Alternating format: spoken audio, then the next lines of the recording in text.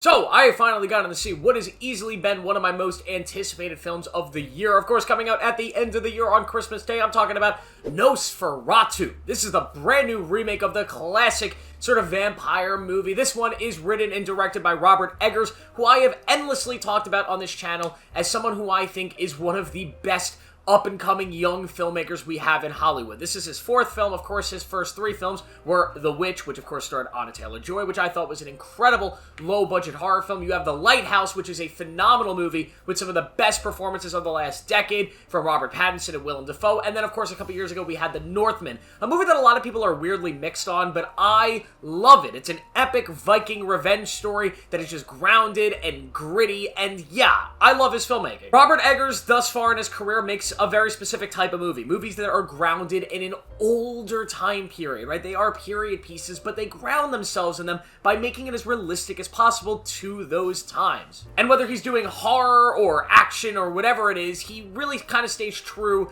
to the grittiness of his filmmaking and the practicalness of the locations and the sets, and Nosferatu's no different. The basic premise of Nosferatu is that there is this vampire, this count, who is sort of like a spiritual presence, right? This is almost like a possession movie, a James Wan horror film, where this thing is haunting some of the characters that we have here. And slowly but surely, as the character, this counts, this evil vampire, the Nosferatu, gets closer and closer, things start getting crazier and crazier, and we have this weird sort of horror thriller drama. It's weird to call this movie just a straight-up horror, because it's not a functional horror film. Like, you're not sitting here getting the normal horror tropes and beats. It's more so a Robert Eggers movie, and if you know what that means, you know what it means. It's an artsy movie. It's like an A24 movie that obviously wasn't done by A24. It's a story-first movie, one of these new wave of horror films where it tries to be something bigger first, and then you have the horror elements that make this truly terrifying. You also have a great cast here, led by Lily Rose Depp, who plays the main girl who's sort of being haunted by Nosferatu. You also have Nicholas Hoult,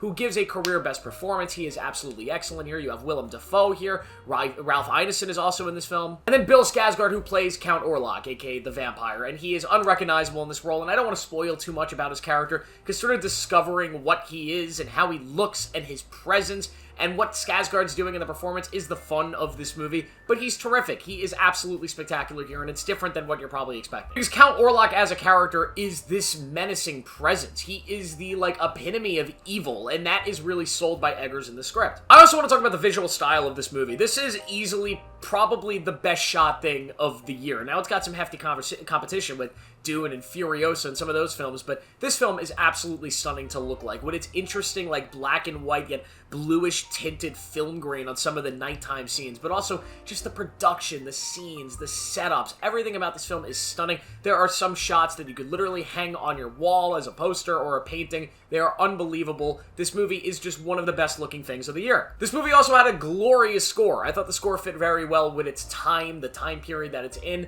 Just really, really added a lot to the film. This film is also kind of violent and really dirty in a way. Like, this film feels like a violent vampire movie, which I also appreciated. Now, with all the praise that I do have of this movie, there are some issues I have with it. Some things that made the film a little more disappointing than I would have liked it to be. Like, I went into this thing hoping it would be my favorite movie of the year, and it's not, because there are some nagging issues that I have with this film that maybe I don't have in some of the other Eggers films. Like, for one of the things Eggers does really well is he usually grounds his dialogue in the reality and the setting that these characters exist in. Like, in The Witch, the characters speak in this broken English that is very akin to that time period. And in The Northman, they kind of talk that way. And in The Lighthouse, in this movie, they're in Germany, and all these motherfuckers are British, man. Like, I get it, he wasn't gonna make a German movie, but they're all just talking in regular British accents, and the dialogue and the language is very straightforward English. I just felt like a lot of his dialogue felt more generic in this film compared to his other three. It felt much more cookie cutter, much more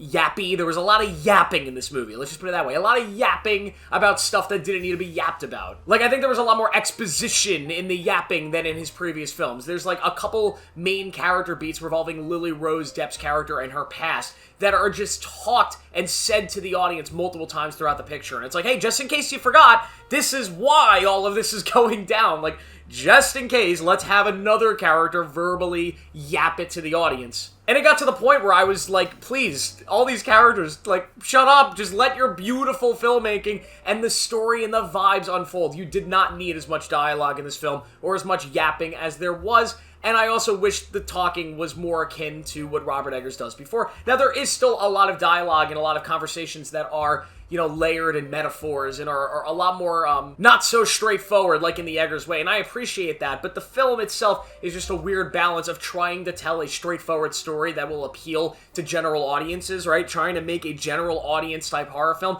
while also doing weird Robert Eggers, you know, over-the-top stuff that might not be as appealing to general audiences, but will appeal to people that love movies. And it's this weird mishmash of that I don't think it doesn't always work. It doesn't always feel balanced, because I still walked away feeling like this movie probably won't be loved by general audiences, and I don't think it'll be loved as much by hardcore film geeks, just because there are some more tropier stuff in the dialogue and the characters here. And I think a lot of that talking and the generalization of this format and the story, I think hurt it in the sense that this movie feels a lot longer than it needs to be. This movie could have been a brisk hour 45. It's a little over 2 hours, and it doesn't feel overly long, but it does feel like it drags at points because you feel like you're listening to some of these characters talk about stuff you've already heard them talk about before. And that's just my biggest issue with the film. Everything else with this film, though, I really enjoy. The whole sequence with Nicholas Hoult in the castle is some of the best film stuff of the year. The dreams and are they real and what's going on are terrifying. Bill Skarsgård is amazing. The music is brilliant. The performances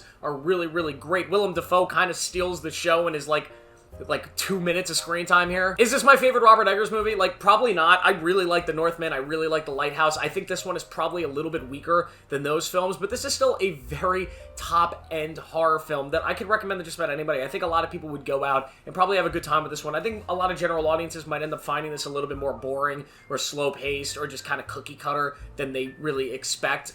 And I think a lot of people that are really into Robert Eggers might be disappointed by the British accents and the yapping about nothingness. But overall, I had a really good time with Nosferatu. I will give it a 4 out of 5. This is a really, really well-made, solid, beautiful to look at horror film about vampires, and we need more of that stuff. And granted, I just want to make a point at the end here. I've never seen the original, so that's why I didn't really talk about it in this or compare it. I don't know. Let me know. Is the original better? Worse? I don't know. Thank you for watching. Make sure to like this video, subscribe for more notifications. I'll see you in the next one.